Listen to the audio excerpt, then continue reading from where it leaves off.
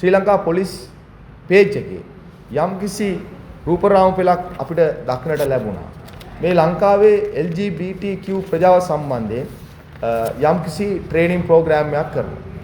ඒ training programme එකේ ඉන්නවා නෙදර්ලන්ත තානාපති, ඒ වගේම වැඩ බලන පොලිස්පති, ඒ වගේම කටාන පොලිස් අභ්‍යාස පුහුණු විද්‍යාලයේ ඒ ජාතික අධ්‍යාපන ආයතනයේ ඉන්න සංජය මැදවත්ත මහත්මයා, ඒ සියලු දෙනාම මේකේ ඉන්නවා.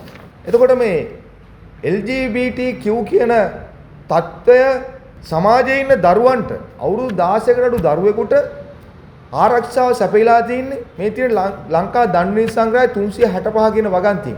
දඬු නීති සංග්‍රහය උල්ලංඝනය කිරීමට පොලිසිය ව්‍යංගත්වයෙන් ආධාර අනුබල දීමක්. ඒ කියන්නේ රටේ ලිංගික අපරාධ වැඩි වෙන්න, ලිංගික අපචාර වැඩි වෙන්න, දරුවන් අපයෝජනයට වැඩි වෙන්න කරන ලද අනුබල ක්‍රියාවක් විදිහට තමයි අපි විශ්වාස කරන්නේ. එතකොට දැන් මේ වගේ තත්ත්වයක් තුළදී අපි පේනවා මේ අපි මේ ඡායාරූප තුල දකින්නවා මේක විවිධ පේජස් වල මේක ලොකු ප්‍රෝග්‍රෑම් එකක්. මේක නෙදර්ලන්ත රජය තමයි මේක පිටිපස්සේ ඉන්නේ. හැබැයි අපිට ප්‍රශ්නයක් තියෙනවා මෙහෙම.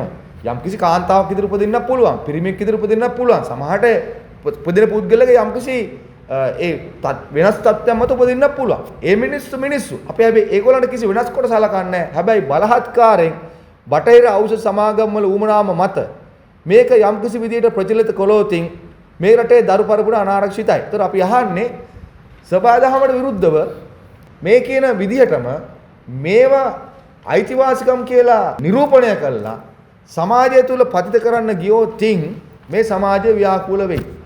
එතකොට කවදාකවත් පිරිමි එකට ඉඳලා ගෑනු එකට ඉඳලා මේ සමාජය දුවන්න බෑනේ.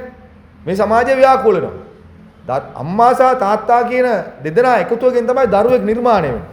එතකොට එහෙම සෙටප් එකක් මේ සමාජයේ නිර්මාණය වෙන්න ගියොතින් අනාගතය මොකද්ද කියන එක දැන් තියෙන ප්‍රශ්නයක්. තානාපති කෙනෙක් ඇවිල්ලා ශ්‍රී ලංකා පොලිසිය හැන්ඩල් කරනවා නම් අපි අහන්නේ ඒකට ජනාධිපතිගේ අනුමැතිය තිබුණාද? පොලිස්පතියකට අනුමැතිය ගත්තද? ඉතින් අවශ්‍ය බලධාරීන් එක සාකච්ඡා කළාද මේ දේවල් කරේ? මේ පේජස් වල තියෙනවා හිටපු CD වික්‍රමරත්න පොලිස්පති නෙදර්ලන්ත රජයට ආරාධනය කළා මේ සම්බන්ධයෙන් වැඩමුළු කරන්න අදහස් යෝජනා ඉදිරිපත් කරා. ඒ අනුව තමයි මේකේ ප්‍රොසෙස් එක වෙන්නේ කියලා. හරි ගැටලුවක් නැහැ, ප්‍රශ්නයක් නැහැ. අපි කියන්නේ දරු පරපුරට අත තියෙන දරු පරපුර වනසන මේ දරු පරපුරේ අනාගත මල් කැකුළු විනාශ කරන ක්‍රමවේදවලට පොලිසිය ආධාර අනුබල දෙන්න එපා.